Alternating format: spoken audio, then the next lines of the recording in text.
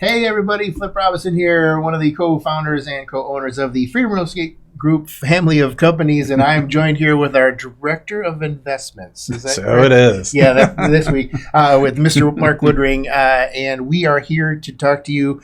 This is podcast number 31, Tres Uno. Yeah, Tres Uno, as I believe that's right. How Ocho Cinco would say it. And so this is podcast number 31, and our podcast is Real Talk, which is Real Talk for the real estate investor.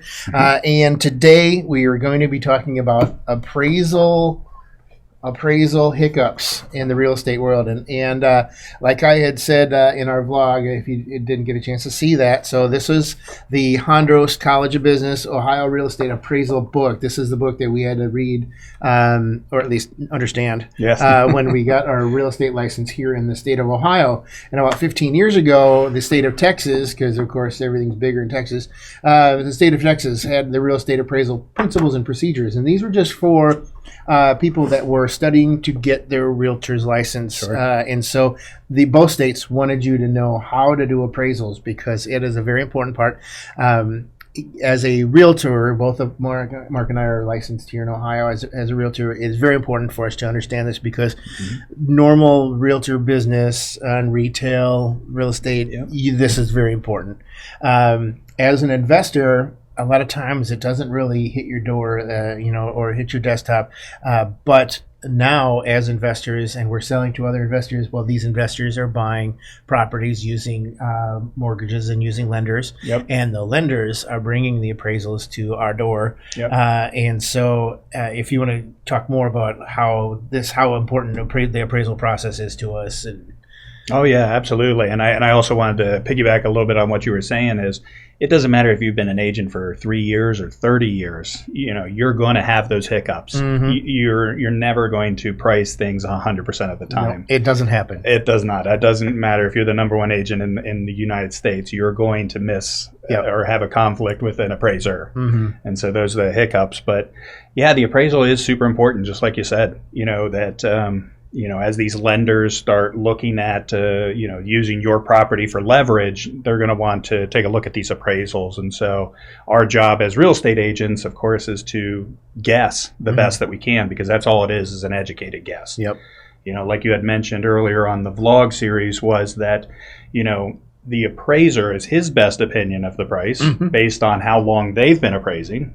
Versus your opinion of the price as to how long you've been doing it. And so obviously with more practice, the better you get at it. And I'd say we're pretty good at it. I'd say we're probably in the high 90% of nailing it. Absolutely. And some of these that we have examples of, they're head scratchers. Absolutely. And that's the hiccups. That's the frustration is because, you can't even see where they're coming from. It's almost...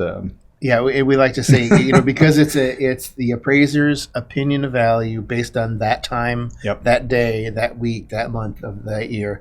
And in fact, it's even come to, because we've had some properties where we'll get under contract and for whatever reason, it's taken us a while to even get into the property, rehab it, whatever, and then sell it. And it's like 8-9 months later. Oh, absolutely. And so now we actually have a process where we actually go back and rerun comps to see the value of the property because lately, this is where the end of 2021 here, and the last year or two has been so crazy that even 4 or 5 months later, the price on the property has gone up. Whether it's $5,000 or $10,000, we've seen some go up $40,000. Absolutely, and it's just it's so crazy, and it's.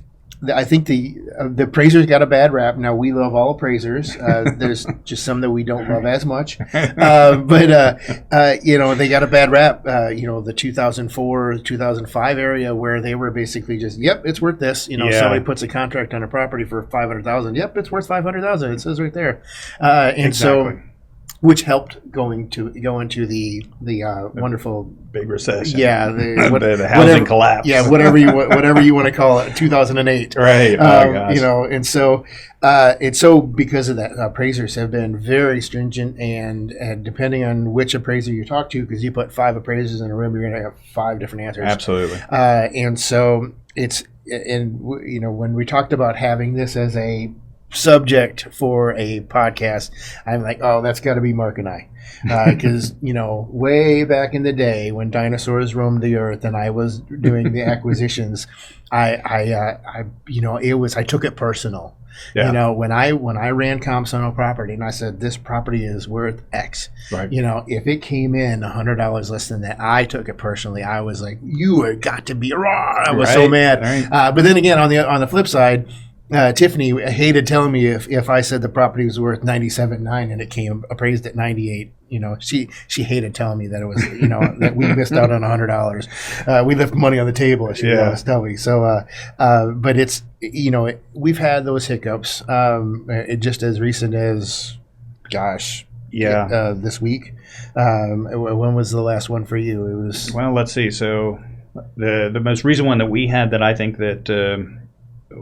Actually, right now we actually have one, but that one's a. And that one's even more of a head scratcher because that's a commercial property, and they appraised it as if it's like a normal. Yeah, they appraised it like it was a residential, and they're doing $1 per square foot versus an income-based approach because traditionally when you're looking at 4 or less, so single-family home up to 4 units.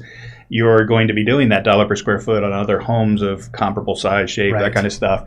Whereas, like for the commercial, I thought, this is just going to be an income-based approach, the dollars and cents, and a completely head scratcher. So, so that's the most recent one. Yep. But I know that we've had some. I think one on Dorothy. Yeah, actually, that was interesting. We've got this one property, and they always try to say, try to make it 20% above and below square footage of the property. Right.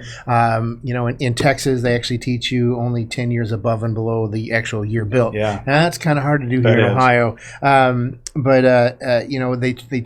and within a quarter mile, I was taught in Texas they tell you to stay within the subdivision. Oh wow! Because that's the way they build them in Texas. Sure. They build them by subdivisions, and here it's so hard to do that. There's some newer areas where you can do that, but that's it. And so this property that on Dorothy, we had it listed at $140,000, and there was 3, if not more, comps that were $145, if not more. Same square footage, and these houses in this area, they're cookie cutter. They're all the same. They're within properties. A block or two of each other. Yeah, and so and the appraisal came back more than $10,000 below the what price we had, and it was just we're like, what? I mean, there's properties where when the appraiser goes out, we're like, this has no problem appraising, and it does. It always does. But it's the ones where I'm crossing the fingers. Oh, I hope it appraises, and then it comes in $100 more. Yeah. Or whatever. So that was the most recent one. We had one, and this was actually before Mark joined the team, and this was we had a duplex, and it was in an area where there weren't very many duplexes, especially of this size. It was small. It was a small, not a big one. It was a small one. Yeah. And we had the price on the property was $99,900. It was a duplex, and it had had a great cap rate. And the investor was super happy about it. And so they got the mortgage. They got their lender out there, and the appraiser goes out there, and the appraisal came back at $50,000. Wow. Half of our asking price. I mean, it's just.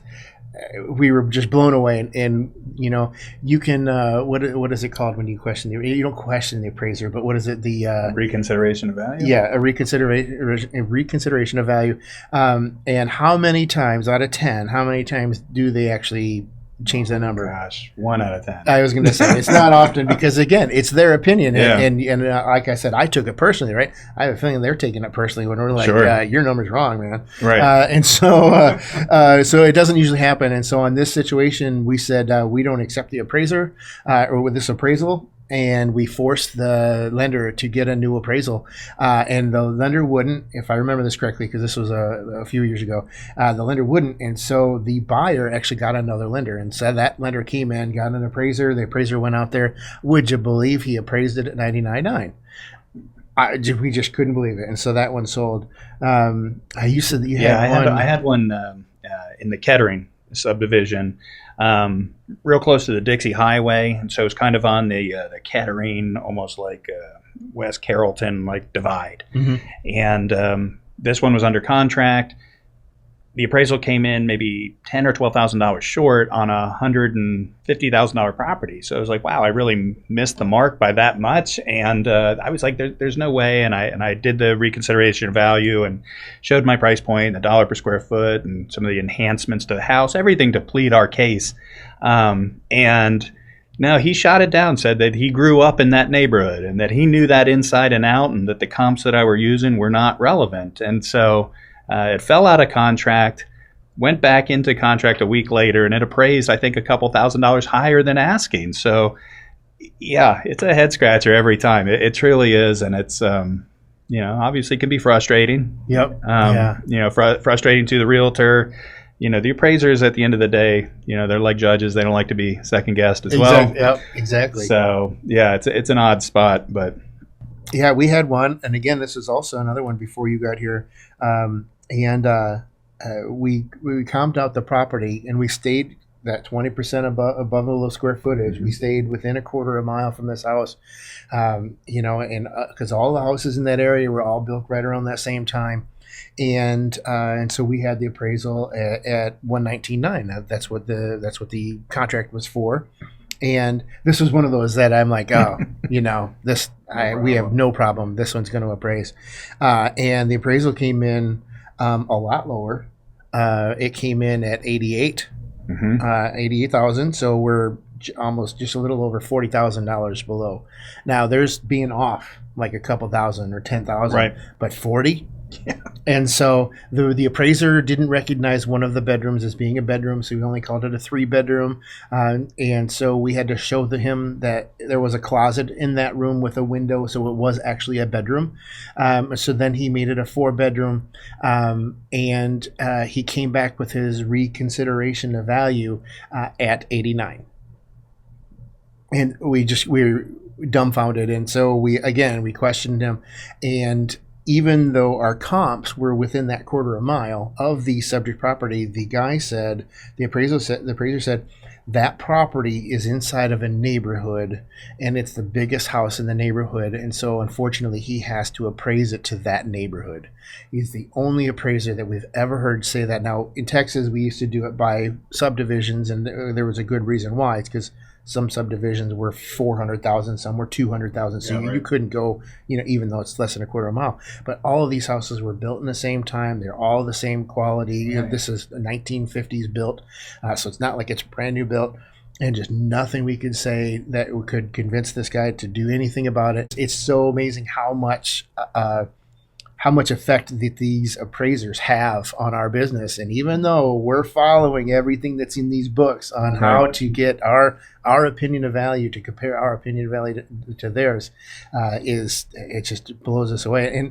And again, we do a lot of properties. So we're naming off 4 or 5 properties here, but we've done hundreds of properties. So it's a very small percentage of that this actually happens. But boy, when it does, woo! Well, there are, I know that there's times where, like during those hot seasons too, because the appraisals, and as much as we don't want to admit it, sometimes are life cycle of the year. Because say imagine you list a property for say $100,000 for argument's sake, and it's in a neighborhood, and they want to get into the school district, and that's the list price. And the appraiser, he appraises it and says it's worth 100 or whatever, but there were multiple offers and they went for 110. So all of a sudden now that house value went up, the neighborhood's going up, the things like that, even though the appraiser didn't move the market up, more cash did.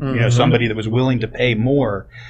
So then now the summer's over and you go into the fall or the winter, and that house now is only worth $100,000. And so sometimes, that realtor that pulled that 110 comp, really it wasn't the appraiser that did that. So, I know it's a tough job for them, and it's a tough for realtors. And so sometimes, like you said, we have to rerun those comps because the life cycle of that, or the value of that, has to be really relevant. Yeah, in fact, one of the things that they say, when you do those comps, which is exactly what appraisers should do, is only go back 180 days for sold properties only. And we get some appraisers that go back. Well, we had one that went back 3 years. 3 years. Like that was whoosh. But they go back 6 months or a full year, and then one of the properties was a property that was pending. I've never seen that before. And when I saw that, I was blown away because that's like a no-no. You don't, until it's sold, you don't ever do a pending property. And we had one property. It was in a neighborhood where, our company had done already 3 or 4 properties like right down the street, and they are all the same size. They are all 2-story houses built in the early 1900s. Yep. And so we're like, well, I know this one's it's 97.9. That's what the other 4 were, so that's what we're gonna do this one at. And that appraiser came in at, what was it, 72? Oh yeah, it was way low, like 20 grand. Yeah, and so we're like, no. And so we did the reconsideration of value, and we even gave him the comps and said, "Here, look at these are properties, and we know these sold because they're ours." And they came back because this was back before we were actually putting all of our properties on the MLS, and we were just selling them, and so they were public record, which some appraisers will use public record. Right. This one decided that he did not want to MLS only. MLS only, and so he refused to look at our properties that had sold in that neighborhood for that price, and so we had to skirt around that one just to get that one sold. But now we put everything on the MLS, and so everything, they can see everything that we do because we're doing everything like everyone else. We were just bypassing the MLS because we didn't need to. We're selling our own properties, but now we found out, well, hey, this is actually going to help us by putting them on the MLS to support the value, not only for us, but we actually get phone calls from realtors and other appraisers going, hey, I saw that you sold this property over here. Can you tell me a little bit about it? Because I'm appraising another property right now. Yep, I get those calls. Yeah. I even get them from appraisers. Yep. That'll call and just say, hey, I wanted to know, like, what was the value of that house, because here's what it is in the county. So sometimes even the recording is inaccurate, so they want to see like what something sold on the MLS versus what were recorded at the county. Yep. Which reminded me of this story when you were talking about going outside the bubble of the quarter mile. We recently sold one for one of our investors on Amherst. And this one was unique because all the homes that are built up near University Row, it's a historic part of Dayton, were built in the early 1900s, maybe even late 1800s. But this property was built on a parcel of land. So the house itself was built like in the 1970s. And so all the homes around it you really couldn't use as a comp. Right. So he had to go like 2 or 3 miles out to find things of similar size, shape, bedroom, square footage, all the things that you do for the appraisal. But yeah, that one was another challenging one. It short appraised. Yeah. And it's just, what do you do? That's why one of the things I always tell our sales guys now, because when I was doing it, I hated going outside of town. I hated going to rural, especially because I hate saying that word. I can't even say it because it's so hard to run comps out there.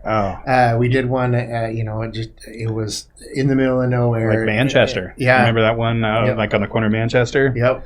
Well, that was half ground, half house. Yeah, oh my gosh. We had to go out like 5 miles to find anything of like, and so those rural areas. I hate it.